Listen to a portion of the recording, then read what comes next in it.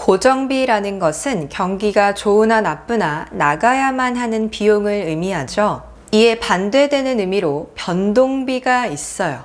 변동비는 경기의 흐름에 따라 탄력적으로 증감이 가능한 비용을 말하는데요. 조만간 투자 이야기가 새롭게 시작될 때 더욱 자세히 말씀드리겠지만 시스템을 세울 때에도 고정비와 변동비의 구분은 매우 중요하기 때문에 이번 영상도 다 같이 집중하면서 시작해보죠.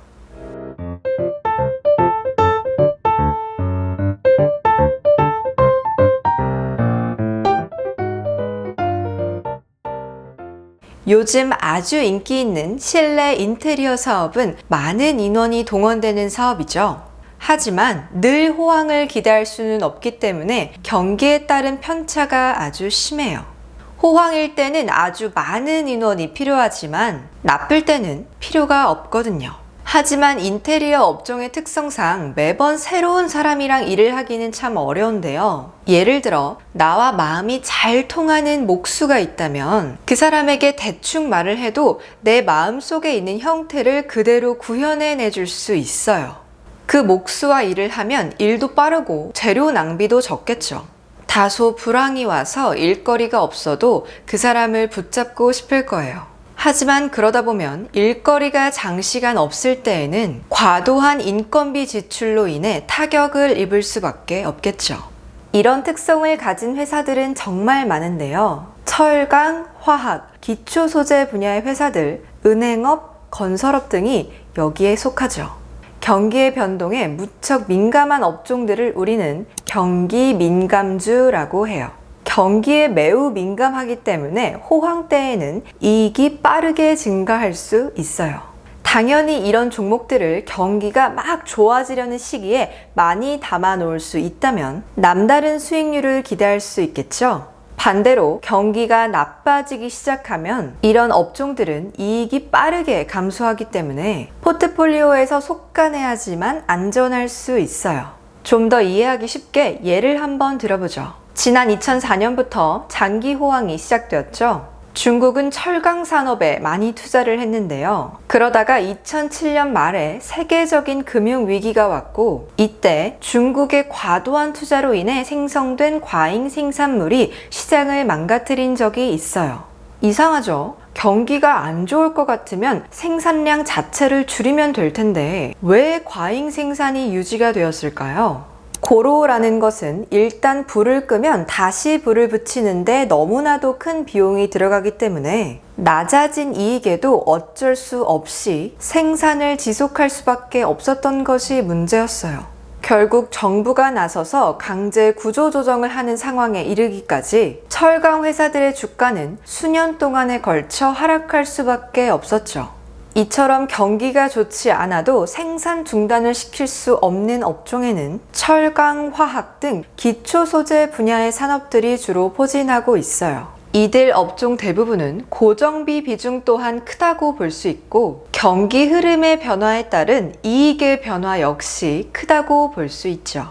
하지만 고정비를 획기적으로 줄일 수 있는 회사라면 경기의 흐름보다는 자체적인 혁신의 결과물에 따라 주가가 움직이는 경우가 많은데요. 생각해보세요. 지난 바이러스 위기 때 주로 강세를 보였던 업종은 팡이라고 하는 빅테크들이었어요. 페이스북, 애플, 아마존, 넷플릭스, 구글을 말해요. 이런 기업들은 우선 경기가 나빠지면 탄력적으로 생산을 줄일 수도 있는데요. 게다가 혁신적인 상품을 다루기 때문에 경기 흐름에 그다지 영향을 받지도 않았죠. 그러다 보니 2020년 3월 패닉 속에서 가장 먼저 반등을 주었고 이후로도 오랜 시간에 걸쳐 시장을 주도했어요. 이런 업종의 특징적 요소 중에서 아웃소싱 또한 빼놓을 수 없겠죠. 물론 고정비용이 큰 회사들이 무조건 나쁘다는 것은 아니에요. 다만 기술이 점점 평준화되어 가고 있는 상황에서 어떻게든 비용을 유연하게 조절할 수 있는 회사가 그렇지 않은 회사에 비해 생존 가능성이 커질 거라는 말이죠. 비용을 유연하게 조절하는 형태에 대해서 특별히 더욱 관심을 가져두실 필요가 있는데요. 미국이나 선진국의 기업들에게 거의 대세가 되어가고 있거든요.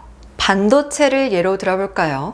오로지 반도체의 개발 및 설계만 하는 회사를 Fabless라고 하고, 그들이 설계한 도면대로 반도체를 만들어주는 회사를 Foundry라고 해요.